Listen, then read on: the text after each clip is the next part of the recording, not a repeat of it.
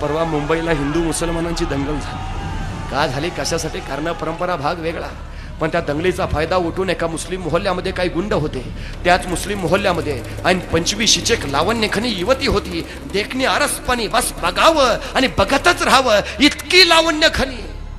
या गुंडांचा त्या युवतीवर डोळा होता. दंगलीच्या कल्लोळाचा फायदा उठवावा आणि या युवतीची आबरू लुटावी असा बेत त्यांनी आखला. आणि दंगल ऐन जोमात असतानाच रात्रीच्या 12-12:30 वाजता काळोख चिरत हे सगळे त्या युवतीच्या घराच्या दिशेनं सरकू लागले. बघता बघता दारावर धडका पडू लागल्या.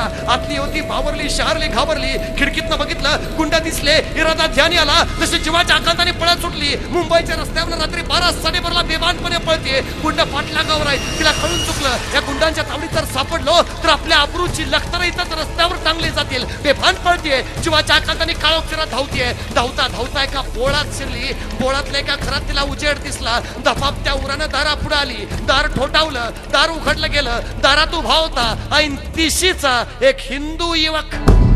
दारात मुसलमान युवती पाहिली. त्याला आश्चर्य वाटलं. बाहेर दंगल चालली हिंदू मुसलमानाची. ही मुलगी मुसलमान, मग एका हिंदूच्या दारा पुढे कशी? त्याने विचारलं, काय हवंय? ती युवती म्हणाली, काय गुंड माझ्या पाठलागावर आहेत. एका रात्रीपुरता मला आश्रय मिळेल का? माझी आबरू लुटायचा बेत आहे त्यांचा. हा युवक म्हटला, निश्चिंत आत ये, घर तुझंच आहे. तिला आत घेतलं. स्वतःचं अंतरून पांघरून दिलं. सांगितलं, शांत झोप इथं तुला कुठली भीती नाही. मी स्वतः दाराशी राखण करत राहतो रात्रभर. ते गुंड परत येणार नाहीत, तुला त्रास देणार नाहीत. बिनगोर राहा.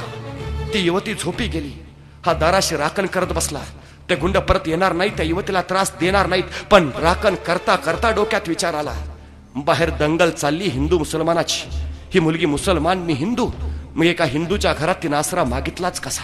तिला भीती नाही का वाटली? आणि ते गुंड तिची आबरू लुटायच्या उद्देशाने तिच्या पाठलागावर आहेत. मीही घरात एकटाच आहे, मीही तरुण आहे. मनात आणलं तर आता या क्षणी इथंच या युवतीची आबरू मी लुटू शकतो. हिला माझ्या तावडीतनं वाचवणारही कुणी नाही. मग कुठल्या भरोशावर माझ्या घरात तिने चिंत थांबली आहे? रात्रभर विचार केला, उत्तर मिळालं नाही. सकाळ झाली. ती युवती जायला निघाली. जाताना तिनं आभार मानले. न राहून यानं विचारलं, बाहेर दंगल चालली हिंदू मुसलमानाची. तू मुसलमान, मी हिंदू. मग माझ्या घरात आसरा कसा मागितलास? ते गुंड तुझी आबरू लुटायच्या उद्देशाने तुझ्या पाठलागावर होते. पण मी घरात एकटाच आहे, मीही तरुण होतो. मनात आणलं असतं तर रातोरात मीही तुझी आबरू लुटू शकलो असतो. तुला माझ्या तावडीतनं वाचवणारही कुणी नव्हतं. मग कुठल्या भरोशावर माझ्या घरात थांबलीस? त्यावेळी ती युवती म्हणाली, त्या गुंडांच्या तावडीतनं सुटण्यासाठी बेभानपणे मी पळत होते. मुंबईच्या रस्त्यावरनं सैरा वैरा धावत होते. धावता धावता या बोळात शिरले. बोळातल्या तुझ्या घरात मला उजेड दिसला. दपाप त्या उराने मी दारा पुढे आले. पण दार ठोठवायच्या अगोदर तुझ्या घराच्या उघड्या खिडकीतून मी आत डोकावून बघितलं तर तुझ्या घराच्या भिंतीवर मला शिवाजी महाराजांचा फोटो दिसला. आणि मगच मी दार ठोठावलं.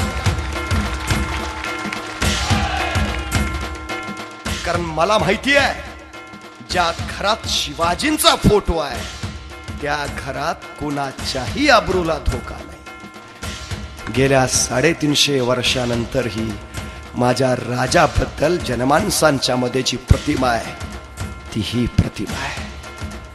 शिवाजी राजे स्मरणात आहेत ते एवढ्यासाठी. त्यांचा जय जयकार आहे तो एवढ्यासाठी.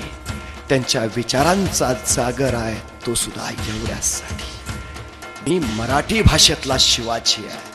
म्हणजे शिवाजी हे फक्त नाव नाही, शिवाजी हे फक्त कर्तृत्व नाही, शिवाजी हे फक्त नेतृत्व नाही, तर शिवाजी हे सर्वोच्च त्याचं परिमाण आहे. मला काय व्हायचं आहे तर ज्या क्षेत्रात आणि ज्या प्रांतात असेल तिथलं मला शिवाजी व्हायचं.